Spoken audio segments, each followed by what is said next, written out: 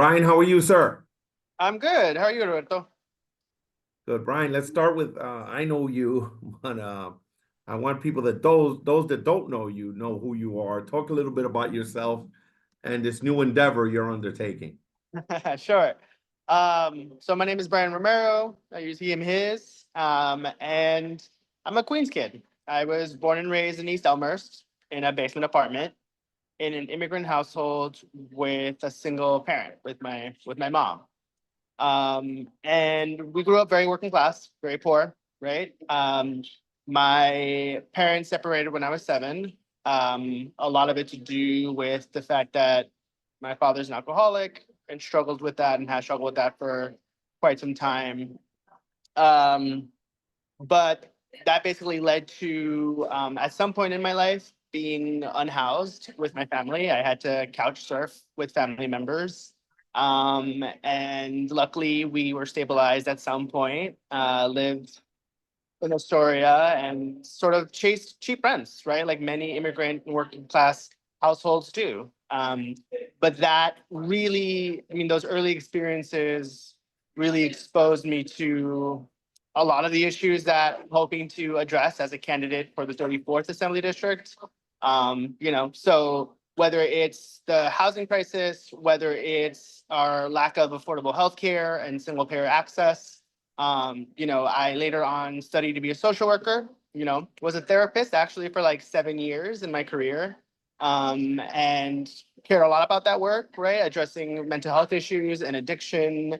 But I became very frustrated over the years about the fact that no matter how good a therapist I was, a lot of my patients were really struggling because of the systems that surrounded them, right? So whether I was working with trans Latinas, they would often say this immigration system is holding me back from real employment and being able to sustain myself, or whether I was working with folks who were living with HIV or AIDS who said, if only we had like single payer access, right? Like I wouldn't have to struggle to figure out like my appointments and my meds and my checkups and all that. So I met Cecilia Gentili, who is, now deceased, rest in peace.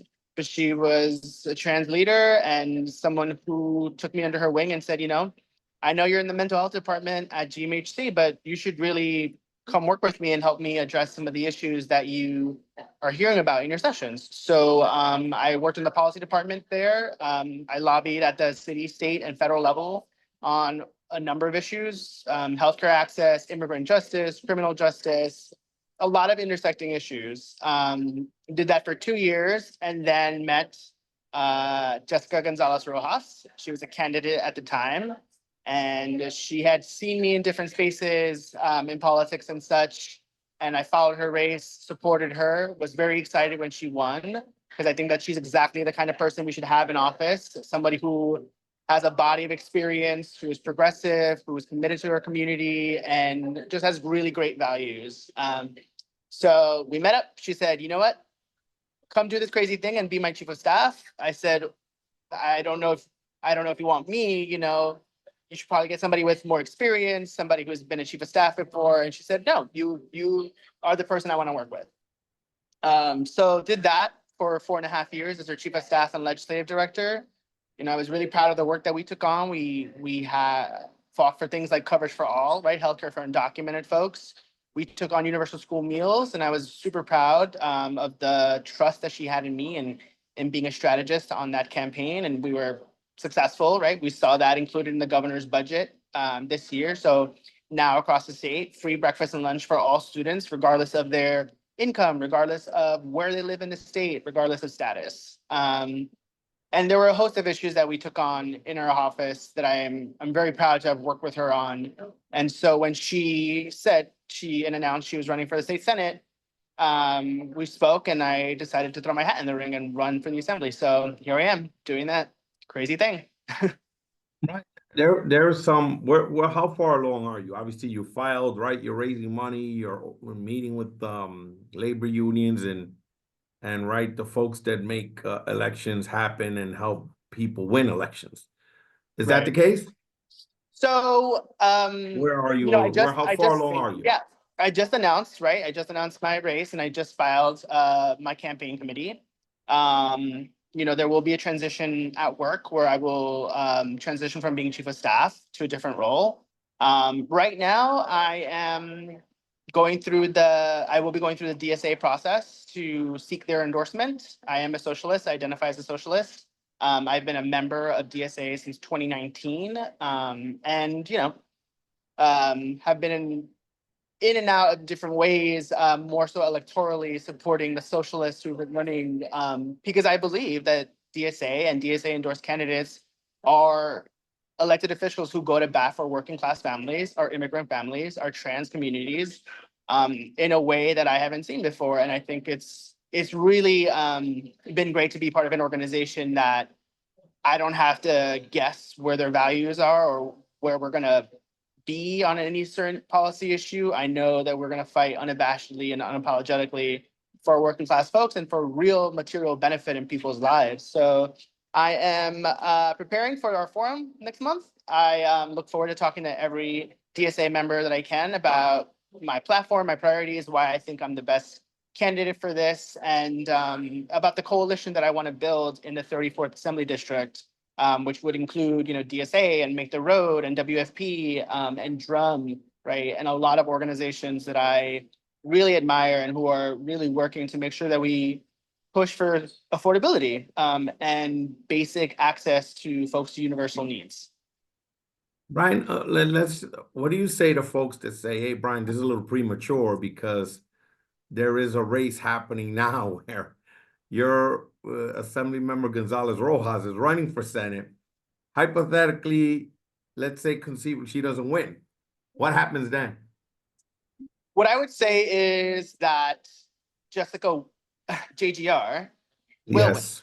I am very confident of that. She has already amassed an incredible coalition of support, from the borough president to many of the overlapping elected officials, like Assemblymember Cruz, Councilmember Krishnan, right? Councilmember Juan, Congresswoman Ocasio-Cortez has come out and said she'd support her, right? So she is a very serious candidate. I believe. No, undeniably so. Yeah. Undeniably so, but there is a sitting incumbent there and a labor chair, and Sure. somebody has a record, right? I know that there are, from the casino to the endorsement of Governor Cuomo, some prompted, right, that potentially prompted or I don't know, that's what I'm hearing, at least. I don't know what's fact or fiction, but here's what I'll tell you. I have talked when Jessica was an Assembly member. I remember thinking, wow, this is somebody who I think is just incredible in the way that she runs her office.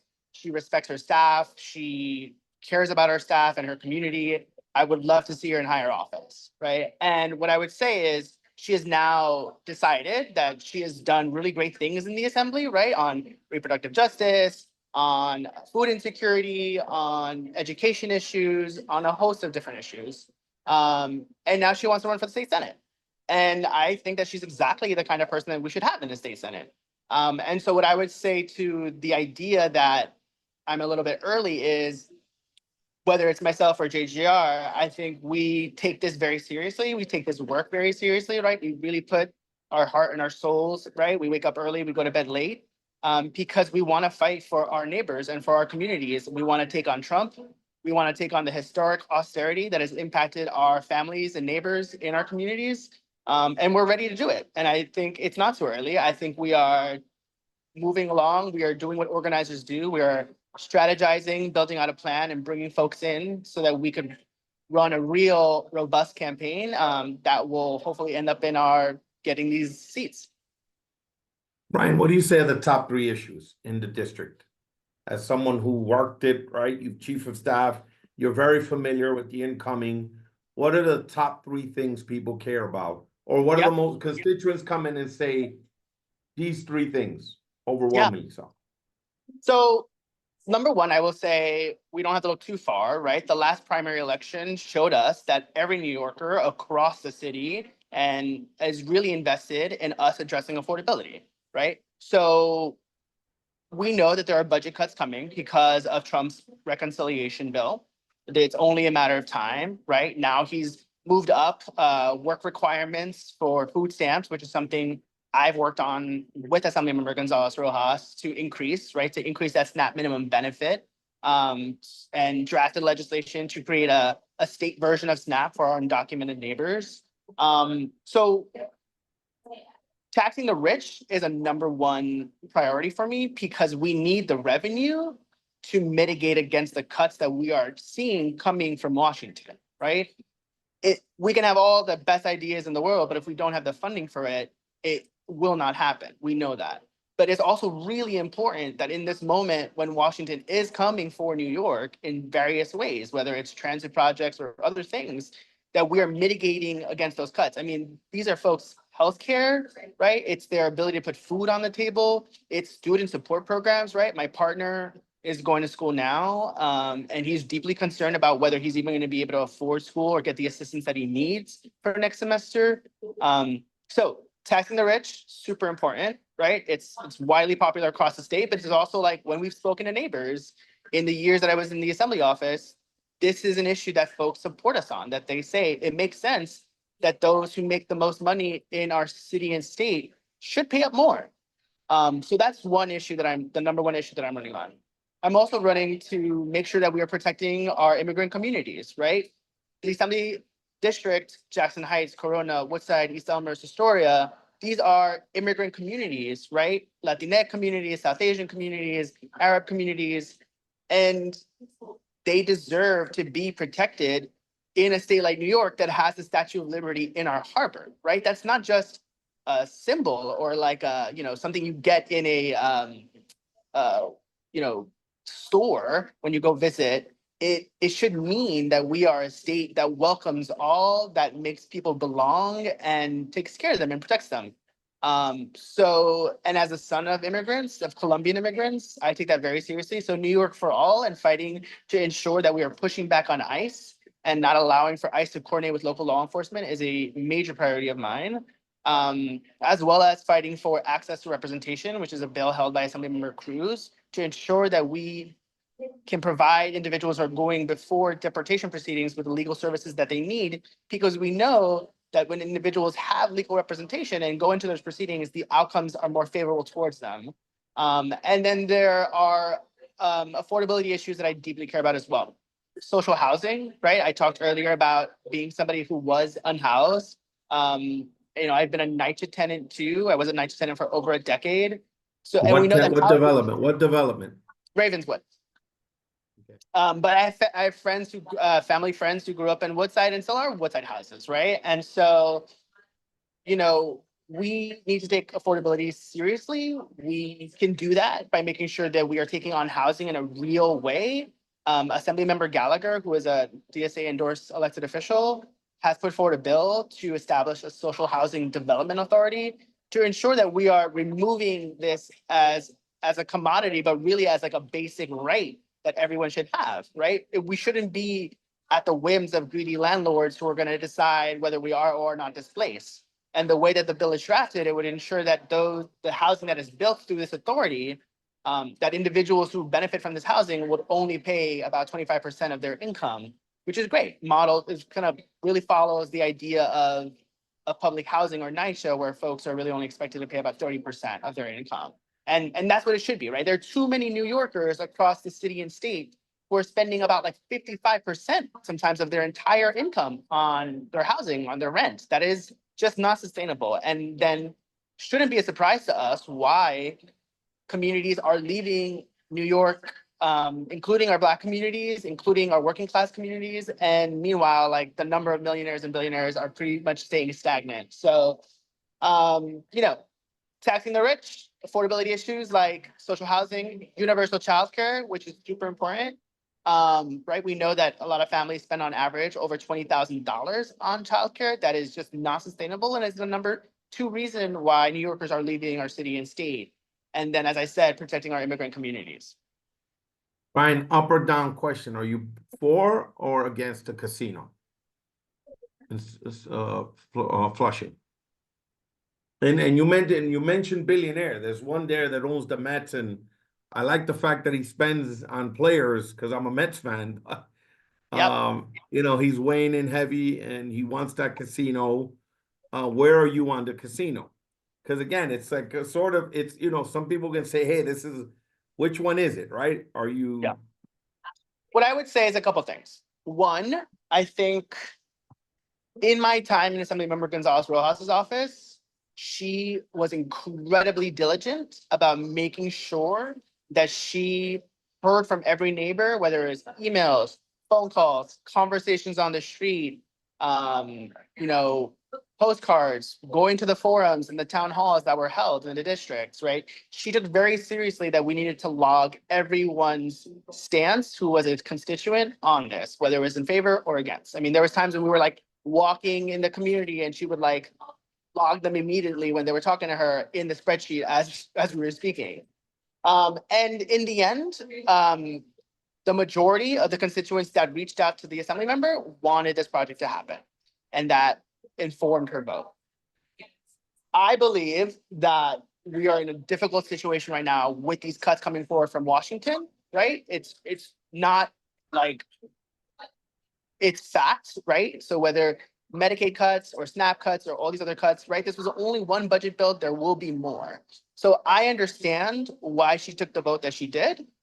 And I also think that that's why taxing the rich is one of my priority issues and has been for her, because we want to really shift the conversation about who has wealth in our state, redistribute that wealth and redistribute that power to everyday working class folks. And that is something that we should all be taking very seriously. And we should be increasing revenue and increasing employment services and increasing opportunities for everyone to enter the economy and do what they need to do and take care of their families and themselves and sustain themselves. so Brian, short answer is you support taxing Steve Cohen at a higher rate, but you Correct. support the casino. You think I, he should pay more taxes, but you support the casino? I do not support the casino. Oh, you don't. Okay, got it, got it. You're a no on the casino. No. But what I will say, and it's really important. But what do you say? But what do you say to that, to this argument, right? You're saying you're against the casino, but you're saying that Trump is cutting the federal. No, it's gonna happen. Not that you're saying it's happening. Sorry, wrong choice of words. Isn't that a revenue producer potentially, a casino? Wouldn't it attract people? Wouldn't it create jobs, union jobs? That's what I hear. It's Yes, gonna and that's create union jobs. exactly what. So People look, that here's the come thing. to the US Open will say, hey, we now have a destination. We're not just gonna, you know, watch tennis and after we have to leave the grounds, maybe go to the casino. What do you make? What do you So hear? What do you say to that argument? That people will say you're basically in a world of uncertainty, that you're killing jobs, you're killing revenue for the community, for union members, in a world of uncertainty when it comes to what the federal government's going to do. so here I will say this. I have no vote on this. That vote already happened, right? And I don't want to say like Yes. Yes, in all hypothetically. fairness to you, yes, that's Yeah, correct. hypothetically, like I don't do hypothetical votes, right? I won't say if this bill was before me, would I vote yes, would I vote no? Because I don't deal in hypotheticals, I deal in the realities of what's in front of me, right? And that vote has now passed. And I will say, again, right, the assembly member and her body of work proves that she deeply believes in revenue raisers and tax justice and ensuring that we are taxing the most rich in our city and state, right? That's been her body of work. That's been very consistent. That is out there. Anything to counter that would just not be fair. It feels really just untrue. What I would say is union jobs, 100%, right? We need to ensure that individuals in our communities, in our Latinx communities, and our communities of color can access good paying union jobs fully and 100% support that, right? And have done so in my time in the legislature in my capacity only though as a chief of staff, right? So yeah, I would say, yes, we should be expanding the opportunities for working class folks to get into these jobs and to be able to sustain their own families. Brian, let's talk a little bit about the Queens Democratic Party. Will you Sure. seek their endorsement? There's, some may say there is a sort of Western Queens, Eastern Queens, two different political dynamics going on.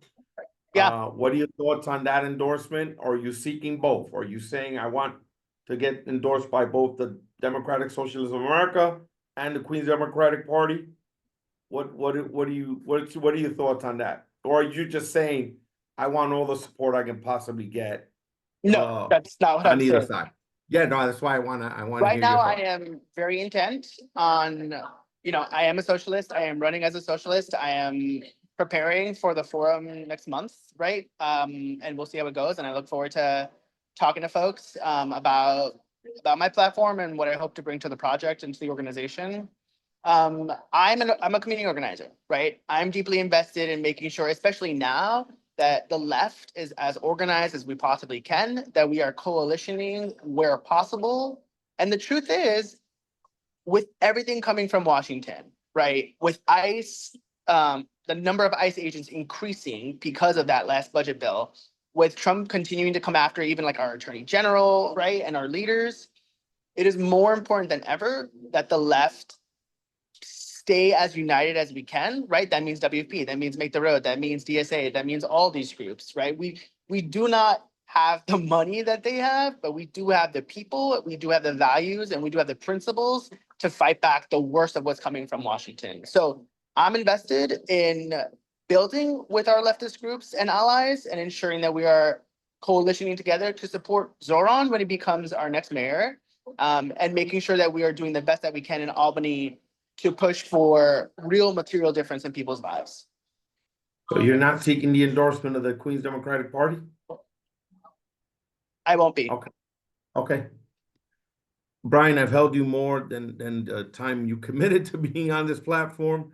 So I want to respect your time. I know you got a lot going on and a lot of places to be and a lot of people to talk to.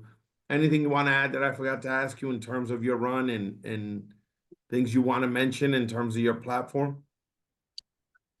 Yeah, I will say that, first of all, it's an honor to do this. I think, I grew up in a basement apartment in East Elmhurst, in an immigrant household, never thought I would work in government.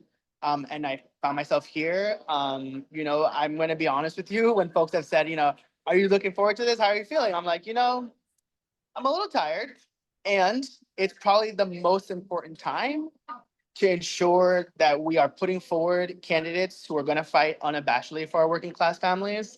I've done that. I have a whole body of work on that. I look forward to continuing to do that in this different role. And I'm mostly looking forward to talking to my everyday neighbors about how we can work together and organize together to resist Trump, but also fight for a city and state that serves all of us and that where we all can belong. Thank you, Brian, for your time, and I wish you the best. And hopefully you'll come back in the near future as it gets closer to game time. Sounds good. It was good talking to you. Take care. All Take right, care. likewise.